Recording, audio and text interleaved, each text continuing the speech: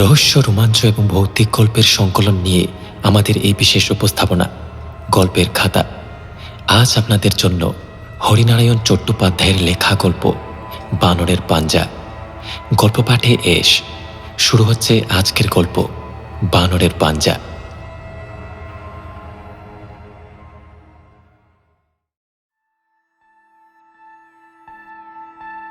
লখনৌ থেকে দিল্লি, সেখান থেকে আগ্রা। মনোজ, অসীমাভ আর সরোজ তিনজন অন্তরঙ্গ বন্ধু। স্কুলের নিচু ক্লাস থেকে পাশাপাশি বসত, তারপর কলেজে এসে ছাড়াছাড়ি। মনোজ আর পড়ল না, বাপের বাসনের কারবারে ঢুকে পড়ল। অসীমাভ ডাক্তারি লাইনে গেল, আর সরোজ অধ্যাপক। ছাড়াছাড়ি মানে আগের মতন পাশাপাশি বসল না, কিন্তু যোগাযোগ ঠিকই রইল। সপ্তাহে একদিন কি দুদিন মনোজের দোকানে কিংবা অসীমাভ অথবা সরোজের বাড়িতে ঠিক তিনজনের দেখা হতো। একটানা ঘণ্টা তিনেক আড্ডা। তিনজনের কেউ এখনও বিয়ে করেনি, তবে সরোজের একটি মেয়ের সঙ্গে প্রগাঢ় প্রেম চলছে। মেয়েটির নাম লীলা। বন্ধুরা আশা করছে শীঘ্রই একটা বিয়ের নিমন্ত্রণ পাবে। পুজোর ছুটিতে তিনজন ঠিক করল বেরিয়ে আসবে। প্রথমে লখনৌ, তারপর দিল্লি হয়ে আগ্রা, যেখানে মুসলিম ভাস্কর্য আর স্থাপত্যের চিহ্ন আছে সেই সব জায়গা। সরোজ এসব নিয়ে গবেষণা করছে, তার কাজের সুবিধা হবে। আগ্রায় ফতেপুর সিকরি থেকে বেরিয়ে তিন বন্ধু দাঁড়িয়ে পড়ল। গাছের তলায় দু তিনজন লোক নানা রকমের পাথরের মালা বিক্রি করছে। সরোজের খুব ইচ্ছা ছিল লীলাকে সঙ্গে আনে, কিন্তু মধ্যবিত্ত সমাজে বিয়ের আগে এভাবে ছেড়ে দেওয়ার রেওয়াজ নেই, তাই লীলার যাওয়া সম্ভব হয়নি। সরোজ মালা কেনবার জন্য লোকটার কাছে গিয়ে দাঁড়ালো। এর আগে লখনৌ থেকে লীলার জন্য সরোজ নাগরা কিনেছিল, দিল্লি থেকে সোয়েটার, আগ্রা থেকেও কিছু একটা নিয়ে যেতে চায়। বন্ধুরাও সরোজের পিছন পিছন এসে হাজির। অনেক রকমের মালা দেখা হলো, কিন্তু সরোজের পছন্দ হলো না। অসীমাভ সরোজকে বলল,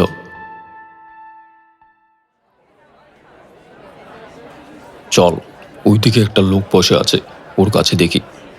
একদিকে পাঁচিল ঘেঁষে বিরাট একটা গাছের নিচে পাথরের উপর একটা লোক বসে। তার সামনে একটা ডালায় নানা রকমের হার, লকেট, পাথরের তাজমহল, দোয়াত-দান।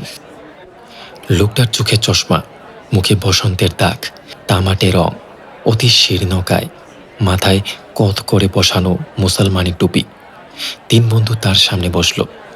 নানা রঙের হার রয়েছে, নানা প্যাটার্নের। সরোজ বেছে বেছে গোটা ছয়ে কিনল। অসীমাভ আর মনোজ কিনল দুটো পাথরের তাজমহল। উঠবার মুখে হঠাৎ অসীমাভর নজরে পড়ল। ওটা কি? ওটা লোকটা তাড়াতাড়ি জিনিসটা সরিয়ে ফেলে বলল, ওটা বিক্রির নয় হুজুর। অসীমাভ নাচুর বান্দা বলল, আরে বিক্রির নয় বলো, একবার দেখি না।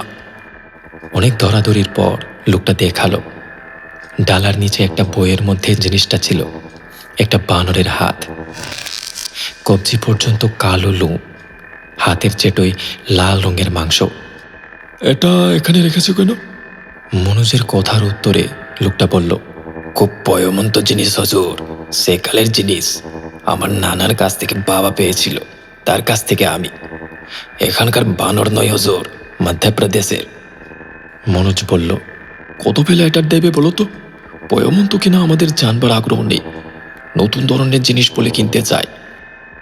লোকটা মাথা নিচু করে বলল, না হুজুর, এটা বেচবো না। কোনো কথা না বলে মনোজ ব্যাগ থেকে একটা 100 টাকার নোট বের করে এগিয়ে দিল। এই নাও, এটা রাখো। নোটটা দেখে লোকটার দুটো চোখ জ্বলে উঠল, তবু মুখে বলল, কিন্তু হুজুর। আর কিন্তু নয়, দিয়ে দাও। লোকটা একটু ইতস্তত করে একটা কাগজে ভালো করে বানরের পাঞ্জাটা প্যাক করে বলল, একটা কথা আছে হুজুর, কি বলো? কোনো ঔরত যেন এই পাঞ্জা না ছোয়। মনোজ হেসে উঠল, ঠিক আছে, সে ভয় নেই। আমি বিয়ে থা করিনি, এ পাঞ্জা আমার দোকানে রাখবো। আর একটা কথা। কি? কোনো বাক্স বা সিন্ধুকে এটাকে রাখবেন না, বইয়ের মধ্যে রাখবেন, তবে ইংরেজি বইয়ের মধ্যে নয়। টাকা দিয়ে মনোজ পাঞ্জাটা নিয়ে এলো। রাস্তায় অসীমাভ বলল, তোর কি মাথা খারাপ? এই জিনিস কিনতে গেলি কেন? মনোজ উত্তর দিল, কত দিকে তো কত বাজে খরচ করি, দেখাই যাক না পাঞ্জার কেরামতি। আশেপাশে অনেকগুলো বাসনের দোকান হওয়াতে আমার দোকানের অবস্থা খুব ভালো নয়। কার মধ্যে কি শক্তি আছে বলা যায়। তাছাড়া আরও কথা, কি এত পুরনো বানরের পাঞ্জা সেই তুলনায় ছোট, কত লাল আর তুলতুলে হয়েছে। তুই তো ডাক্তার, বল অসীমাব, এ কি করে সম্ভব? অসীমাভ হেসে উঠল। তোকে লোকটা যা বলেছে সবই দেখছি তুই বিশ্বাস করে বসে আছিস। মোটেই পাঞ্জাটা এত পুরনো নয়। তাছাড়া বইয়ের মধ্যে রাখতে হবে, কোনো স্ত্রীলোকে ছোবে না, এসব যা বললে সবই ভড়।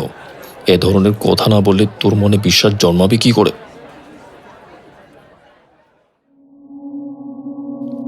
ব্যাস, এ সম্বন্ধে আর কথা হলো না। আগ্রা থেকে তিনজনে কলকাতায় ফিরে এলো। সপ্তাহে দিন দুয়েক যদিও তিন বন্ধুর দেখা হতো, কিন্তু বানরের পাঞ্জার কথা কেউ তুলত না, কারো খেয়ালই হতো না। পাঞ্জাটা মনোজ তার দোকানে রাখল, একটা বাঁধানো বইয়ের মাঝখানে। আশ্চর্য কাণ্ড, মাসখানেকের মধ্যেই দোকানের উন্নতির আভাস দেখা গেল। দুটো অভিজাত পরিবার বিয়ের বাসনের অর্ডার মনোজ পেল। এছাড়া উত্তরবঙ্গে এক দোকানদার বাসনের এজেন্সি নিল সারা উত্তরবঙ্গের জন্য। একদিন মনোজই কথাটা পারল, বলল, তোরা বিশ্বাস করতে চাইবি না, পাঞ্জাটাই যেন আমার উপকার হয়েছে। ও, সেই পাঞ্জাটা কীরকম? মনোজ দোকানের বিক্রির উন্নতির কথাটা বলল।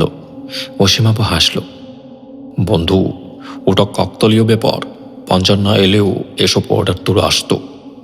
সরোজ শুধু বলল, যাক, তোর ভালো হলে ভালো। দিন 15 পর অসীমাভ আর সরোজ দুজনে খবরের কাগজে দেখল মনোজের দোকানে আগুন লেগে বেশ ক্ষতি হয়েছে। দুজনে মনোজের সঙ্গে দেখা করতে গেল। মনোজের অবস্থা অবর্ণনীয়, দু চোখ লাল, ভগ্নকণ্ঠ। বন্ধুদের দেখে বলল, আমার সর্বনাশ হয়ে গেছে ভাই, কি করে যে আগুন লাগলো ভগবান জানেন। মনে হচ্ছে আগুন যেন আমার দোকানকে শেষ করার জন্য শুরু হয়েছিল। আশেপাশের দোকানে আঁচটুকু লাগেনি। অসীমাভ প্রশ্ন করল, কেউ শত্রুতা করে আগুন লাগিয়ে দেয়নি তো? কে দেবে? এতদিনকার দোকান, কারোর সঙ্গে তো আমার শত্রুতা নেই, কর্মচারীরাও খুশি। তবে কি তবে? মনোজ কিন্তু বলল না।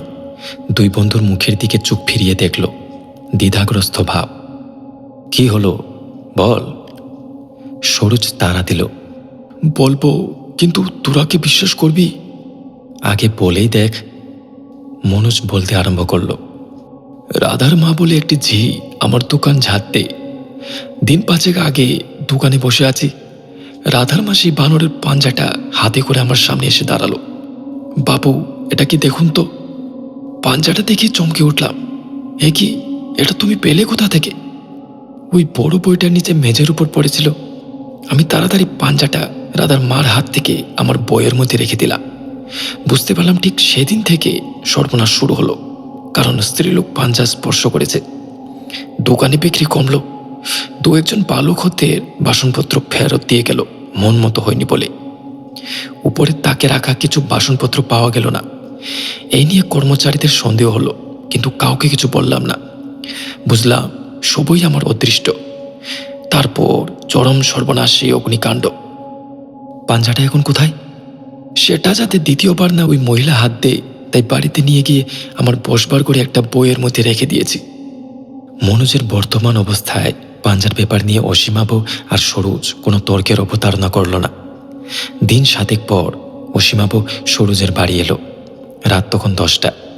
বলল, মনোজের মা ফোন করেছিলেন, কাল থেকে মনোজ নাকি বাড়ি ফেরেনি।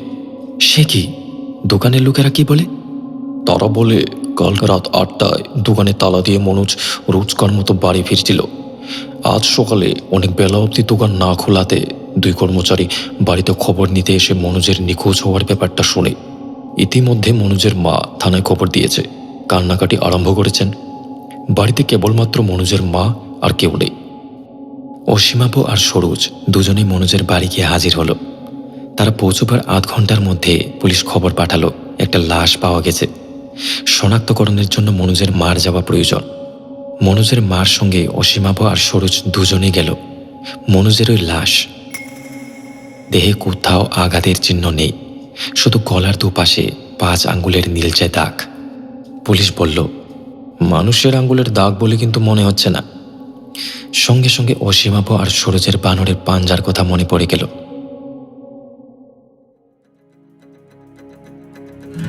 বন্ধুরা, আপনারা যদি চ্যানেলে নতুন এসে থাকেন অথবা চ্যানেলটিকে এখনো সাবস্ক্রাইব না করে থাকেন, তাহলে অবশ্যই সাবস্ক্রাইব করে রাখুন আর সাথে থাকা বেল আইকনকেও অন করে দিন, যাতে নতুন গল্পগুলো আপনারা মিস না করেন।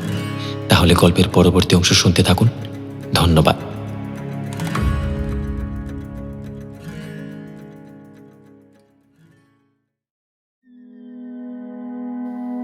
মনোজের মৃত্যুর ব্যাপারে পুলিশ তোলপাড় করে ফেলল, কিন্তু হত্যাকারীর সন্ধান পেল না। একসময় সবকিছু স্থিমিত হয়ে এলো। মনোজের দোকান আর একজন ব্যবসায়ী কিনে নিল। টাকাটা অসীমাভ আর সরোজ মনোজের মা যাতে পায় তার ব্যবস্থা করে দিল। অসীমাভ একটা হাসপাতালের ডাক্তার ছিল। হঠাৎ প্রসিদ্ধ চিকিৎসক রুদ্রপ্রসাদ সিংহ অসীমাভকে ডেকে পাঠালেন তার লোটাস নার্সিংহোমে যোগ দেবার জন্য। অসীমাভ সঙ্গে সঙ্গে রাজি হয়ে গেল। 2-1 মাসের মধ্যে তার প্রসার খুব বেড়ে গেল। নার্সিংহোমে প্রচুর রোগীর সমাগম হতে লাগলো। সার্জারিতে অসীমাভের হাত ভালোই ছিল। সুযোগ পেয়ে হাত যশ আরও বাড়ল। সরোজ পরিহাস করে জিজ্ঞেস করল, কি ব্যাপার, ডাক্তার রুদ্রপ্রসাদের মেয়ে আছে নাকি? অসীমাভ হেসে উত্তর দিল, একটি মেয়ে, কিন্তু বিবাহিত, বিলেতের স্বামীর কাছে থাকে। মাস কয়েকের মধ্যে অসীমাভ মোটর কিনল। কলকাতার উপকণ্ঠে বেশ কিছু জমি। তখন এত ব্যস্ত যে সরোজের সঙ্গে সপ্তাহে একবার দেখা করারও সময় করে উঠতে পারে না। এক শনিবারের বিকালে সরোজে গিয়ে অসীমাভকে পাকড়াও করল। সবে একটা শক্ত অপারেশন সেরে অসীমাভ নিজের রুমে এসে বসেছে। সরোজ বলল, কি ব্রাদার, একেবারে ডুমুরের ফুল হয়ে গেছ। অসীমাভ সলজ্জ হাসল, তোর উন্নতিতে আমি খুবই খুশি। অসীমাভ বলল, বউ সরোজ, তোর সঙ্গে দরকারি কথা আছে। তোর মনে আছে সরোজের মার ফোন পেয়ে তার বাড়িতে গিয়েছিলাম? সেই সময় চুপি চুপি তার বসবার ঘর থেকে বানরের পাঞ্জাটা নিয়ে আসি। প্রথমে উদ্দেশ্য ছিল সেটা সরিয়ে নিয়ে মানুষকে বিপদমুক্ত করব, কিন্তু লোভ হলো। দেখি পাঞ্জা আমাকে কি দে। আশ্চর্য কাণ্ড, পাঞ্জাটা আমার ঘরে আসার সঙ্গে সঙ্গে দেখছিস তো সব দিক থেকে আমার কিরকম উন্নতি হচ্ছে। সরোজ বিস্মিত কণ্ঠে প্রশ্ন করল, পাঞ্জাটা এখন তাহলে তোর কাছে? এই যে। অসীমাভ সেলফ থেকে মেডিকোর একটা বই পেরে পাতা খুলে দেখালো। সেই বানরের পাঞ্জা আরও যেন জীবন্ত, আরও লোমশ মনে হলো। মাস 6 পর অসীমাভ নার্সিংহোমের ডিউটি সেরে নিজের রুমে ঢুকে চমকে উঠল। নার্স বাসন্তী তার টেবিলের সামনে দাঁড়িয়ে, তার হাতে পাঞ্জা। অসীমাভকে দেখে বাসন্তী জিজ্ঞাসা করল, এটা কি ডক্টর সেন, আপনার বইয়ের মধ্যে ছিল? কিছুক্ষণ অসীমাভ কথা বলতে পারল না। তার কপালে বিন্দু বিন্দু ঘাম জমল, বুকের স্পন্দন দ্রুততর হলো। পাঞ্জা স্ত্রীলোক স্পর্শ করেছে, তার অর্থ বিপদ ঘনিয়ে আসছে। কখন কিভাবে আসবে কে জানে। জড়ানো গলায় অসীমাভ কোনো রকমে বলল, পরীক্ষা করার জন্য এখানে জোগাড় করেছিলাম, দিন না আমাকে। পাঞ্জাটা নিয়ে আবার সে বইয়ের মধ্যে রেখে দিল। 3 দিন পার হলো না।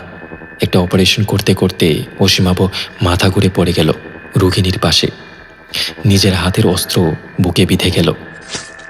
সঙ্গে সঙ্গে মৃত্যু। সঙ্গে যারা ছিল হৈ হৈ করে উঠল। সহকারী ডাক্তার রোগিণীর অপারেশনে মন দিলেন। অসীমাভর দেহ বাইরে আনা হলো। করোনারি অ্যাটাক, তার কোনো স্থির প্রমাণ পাওয়া গেল না। যথাসময়ে সরোজের কানে খবর গেল। সে ভাবল কোনো রকমে পাঞ্জাটা হস্তগত করে গঙ্গাগর্ভে বিসর্জন দেবে। ও পাপ আর পৃথিবীর বুকে রাখবে না। কিছুদিন পর সরোজ অসীমাভর রুমে গেল। সেখানে অন্য এক ডাক্তার বসেছে। সরোজ বলল, অসীমাভর কাছে আমার একটা জিনিস ছিল। কি জিনিস বলুন তো? ওই ম্যাটেরিয়া মেডিকার মধ্যে আছে একটা বানরের পাঞ্জা। ম্যাটেরিয়া মেডিকা খুলতেই পাঞ্জা বেরিয়ে পড়ল। এটা পেলেন কোথা থেকে? হরিদ্বারে এক সাধুর কাছ থেকে। পরীক্ষা করার জন্য অসীমাভ আমার কাছ থেকে চেয়ে এনেছিল। বানরের পাঞ্জা নিয়ে সরোজ বাড়ি এলো। ফিরতে ফিরতে প্রতিজ্ঞা করল এই অশুভ প্রত্যঙ্গ নিশ্চিহ্ন করবেই। বাড়ি ফিরে পুরনো খবরের কাগজের গুছার মধ্যে পাঞ্জাটা রেখে দিল। 2 দিন পরে সরকারি এক কলেজ থেকে সরোজের নিয়োগপত্র এলো। এ চাকরির জন্য অনেক দিন ধরে সে চেষ্টা করছিল, হবে এমন আশা করিনি। এ চাকরির উপর তার ভবিষ্যৎ নির্ভর করছিল। মাইনে অনেক বাড়বে, লীলাকে জীবন সঙ্গিনী করার পথে আর বাধা থাকবে না। সরোজের মনের গোপনে ক্ষীণ একটা চিন্তা ক্ষণেকের জন্য উদ্ভাসিত হয়ে উঠল। বানরের পাঞ্জার জন্য এ উন্নতি নয়তো। সঙ্গে সঙ্গে সরোজ নিজেকে দমকালো, আর সে লোভের বশবর্তী হবে না। 2 বন্ধু লোভের ফাঁদে প্রাণ হারিয়েছে। সরোজের একলার সংসার, একটি ঝি আছে। রান্নাবান্না গৃহস্থালির সব কাজ সে করে দেয়। মাঝে মাঝে লীলা আসে, ঘর গুছিয়ে দেয়, 2-1 দিন রান্নাও করে।